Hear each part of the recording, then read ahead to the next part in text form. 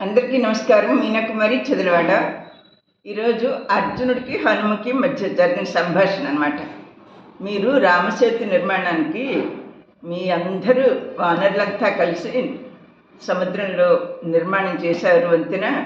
నేనైతే నా బాణాలతోటే నిర్మించేదాన్ని వంతెన అని చెప్పి అర్జునుడు అంటాడు. అలా కాదు, వానరులు ఎక్కాలంటే మీ బాణాలన్నీ వంగిపోతాయి అంటాడు. అయితే చూసుకుందామా అని చెప్పి రా నాతో పాటని ఒక కొలను దగ్గర తీసుకెళ్తాడు. ఆ కొలనికి వంతెనలాగా కడతాడనమాట బాణాలతోటి. మళ్ళీ ఏమంటాడు, ఈ వంతెన కనుక నా బరువే మొయ్యలేదేమో అని అంటాడు. నా ఒక్కడి బరువు మొయ్యలేదని అంటున్నావా, చూద్దాంరా అని చెప్పేసి అంటారు. దానికి మళ్ళీ ప్రతిజ్ఞ కూడా చేశాడు అప్పుడు అర్జునుడు.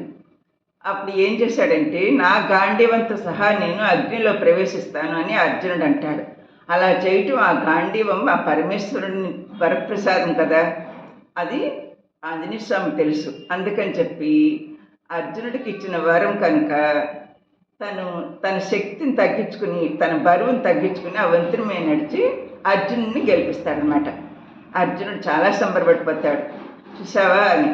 సరే, అతను అమాయకత్వానికి మెచ్చుకుని, ఇంకా రాముడైనా కృష్ణుడైనా ద్వాపరయుగంలో నా ప్రభువే కాబట్టి నేను నా ప్రభువు నడుపుతున్న అర్జునుడు రథసారథిగా ఉన్నారు కనుక కృష్ణుడికి ఆ రథానికి నేను జెండా పైన కపిరాజులాగా ఉంటాను అని జెండా రూపంలో హనుమ కూడా వస్తారన్నమాట కురుక్షేత్ర సంగ్రామానికి. హనుమ విజయానికి ప్రతీక. నా వీడియో మీకు నచ్చినట్టయితే లైక్, షేర్ అండ్ సబ్స్క్రైబ్.